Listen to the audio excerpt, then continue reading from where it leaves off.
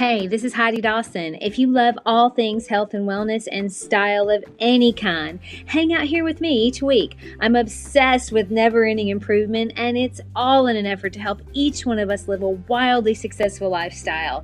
Subscribe today so you don't miss a thing. Hi, guys. Welcome to episode 197 of the Wildly Successful Lifestyle podcast. So if no one has told you yet today, you're exactly where you're supposed to be. I hope you know that. And things are always working out in your favor. And when you believe that, really know it, you'll start looking for it in everything because it's always there. But it isn't always going to take the form you want it to. So you have to be a good working out in your favor detective. I just thought I'd add that today. I think we could all hear it every once in a while. So now that you know you're right where you should be, you can relax. I have a question for you. Are you loving where you are? Are you working on being the best version of you that you can be? Not meaning to be perfect, just the best you. No one can be you but you. You're unique and you have something unique to offer the world. Your uniqueness, though, cannot shine through if you're constantly consuming. Your uniqueness shines through when you create. Now, consuming all day is the norm now. And by consuming, I mean completely filling your mind or attention with some distraction that isn't necessarily useful, like hours on social media or binge watching Netflix, watching the news all day. Consuming in this way is not going to set you apart. Your ability to have ideas and thoughts and articulate them in a new way depends on you not consuming all day. But that's the norm. And oh, by the way, it's addictive. The more you do it, the more you need to do it to get that same feeling, that same high, just like anything that's addictive. Now, I've talked a lot about my personal experience of dealing with social media. There have been times in the past where I used to get sucked in and I would hit refresh 50 times or go down a rabbit hole of reading article after article that just confirmed what I already believe. I'd waste hours of my day and then really just dislike myself.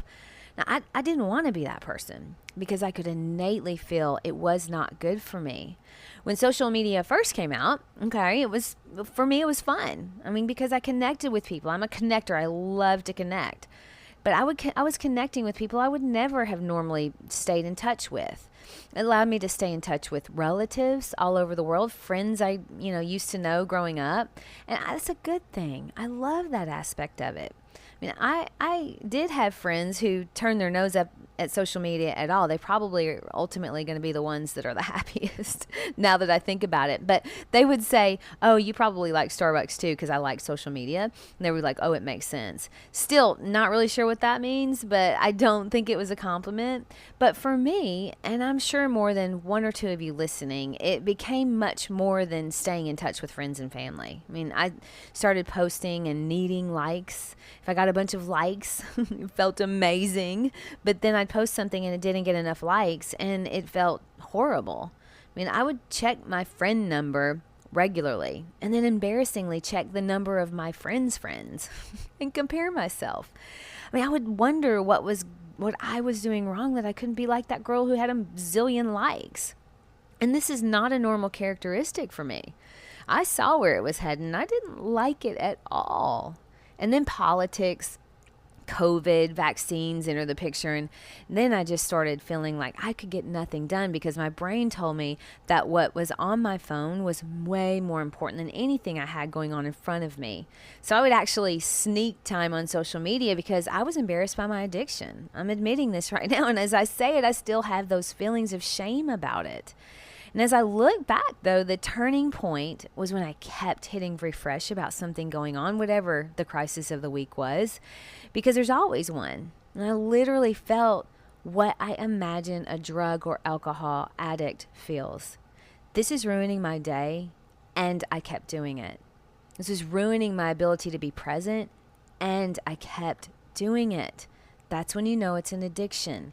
If you feel like you may have a problem, you probably do.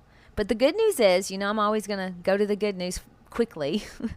You're aware, and that's the first step. So many people don't want to admit it, just like with any addiction. That would mean they'd have to do something about it, and that's hard. Now, I feel like there's a super draw or a calling for me to really understand why it's so addictive. And I've been studying it a bit lately. It's fascinating. The dopamine hit we get from social media is the same we get from alcohol or smoking and gambling. So like Simon Sinek says, by design, social media is highly addictive. And of course we have triggers. For me, I now know what they are. And I'm taking steps to change my habit when I feel that trigger. So boredom is one trigger for me. A couple weeks ago, I was in traffic and it was really slow going. And I didn't have a podcast on or music on or anything. So it was quiet in the car. And I'm just sitting there in traffic doing nothing. Imagine that. And my hand automatically went for my phone. I literally caught it mid-reach in the car while I was driving. Driving slowly, to be fair, but nonetheless driving. Another time, almost really every time I get in bed, because that used to be the time I would catch up on social media, was when I got in bed. Worst possible time, I know, but I'm just being honest here. That's one that I have to actively be aware of. It's getting so much easier, though, because now I have started a habit of I'm just reading books at night, no social media whatsoever. I'm reading a book entitled Dopamine. So at night, that's what I'm allowing myself to do, is read books that I choose, books that move the needle in the direction I want to go. I no longer go to sleep worried about the things going on in the world, or thinking about that comment someone made, or wondering why that post didn't get more likes. Anyway, so currently I'm reading this book on dopamine, and something interesting happened. The author is telling a story of addiction, and she mentions Twitter. Immediately, my hand went for my phone. It was fascinating. Just the mention in a book of the name of a social media app that I used to spend a lot of time on triggered me to grab for my phone. Now, another thing that I noticed was I would have the Instagram app on my first page on my phone. Well, I realized that every time I open my phone to do anything, there's my Instagram app. Well, I moved it. I moved it to the last page of my phone apps. So now I have to remember to go look at Instagram, because I do get messages and I love getting them, and I love responding. But I don't want to have to fight the urge to look on Instagram every time I use my phone for texting or for something useful like the Calm app or my photos. When my Instagram was right there on the first page, I would forget what I was going to do, and my brain on autopilot would have me opening Instagram instead. So I just eliminated the chance of that happening by moving it to where I don't ever see it. I have to go look for it when I want to check it. And I'm not kidding when I say this, guys. We have a serious problem in this world. We have a phone addiction, and it is not serving us. Now, I am in recovery for it. Fortunately, I caught it myself. And every day I'm noticing the triggers that I used to have easing. I no longer feel like I'm missing out if I'm not on my phone. How many things are we missing right in front of us because our brain is so addicted to the dopamine hits we get from social media? How many moments? How many conversations? How many interesting people we don't meet because our heads are down in our phone? Over Thanksgiving, we went hiking in the mountains with family. We had no internet, no Wi-Fi, so nobody could be hanging out on social media. We all just had to talk and laugh and enjoy each other's company. Horrors, right? But that's what we did.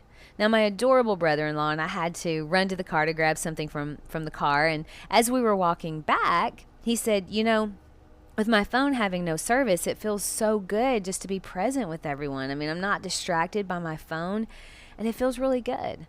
I almost wanted to cry when I heard that, because he's been working on that as well. And him admitting that to me says that he doesn't like the fact that he's so drawn to his phone. But when it's so easily accessible, it's super hard to stop. Having your phone 24/7 and being addicted to social media is like a recovering alcoholic living above a bar. It's very difficult to stop. We as humans crave connection. It's just how we're made. It's normal. Social media simulates that feeling temporarily, but leaves us wanting, because innately we know it isn't real connection. We're designed for face-to-face connection. Social media is like stimulation without an orgasm. It leaves you very frustrated. Now, I don't want to be frustrated all the time. I want to be present. I want to live intentionally. And I still want to be able to use social media periodically in a way that I feel good about. And I'm giving myself the chance to do that right now. Don't wait until it destroys your relationships. Don't wait until it destroys your ambition and your self-confidence, okay? Now, here's the steps I've taken. Maybe they might help you too. I've got 5 of them. Number one is move your social media apps to the last page so you don't see them every time you open your phone. That's a trigger. Number two is turn off your notifications so that you aren't constantly being notified. Studies shown very clearly this is damaging to your productivity. Number three is commit to leaving your phone on silent, out of sight, when you're in the presence of someone you're socializing with.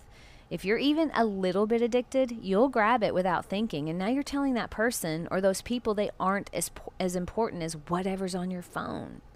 Number four, start noticing when you automatically reach for your phone. What triggered it? Was it a feeling, a thought, something someone said? Notice and be aware of what's triggering you. And finally, number five, be kind to yourself. You're hearing this message because you probably need it. Maybe we all do. But you're not too far gone. You aren't alone in this, and you can turn things around. But no one else is going to do it for you. You have to do it for yourself. I'm here with you, right alongside you, working to make each of us better, helping us to live our version of a wildly successful lifestyle. Share this episode with 3 people this week. You know we all need it. I love you guys, and I'll talk to you in a few days. Don't forget to subscribe and share with your friends, because we're just going to keep going bigger and better places together, and I love that about us. Talk to you in a few days.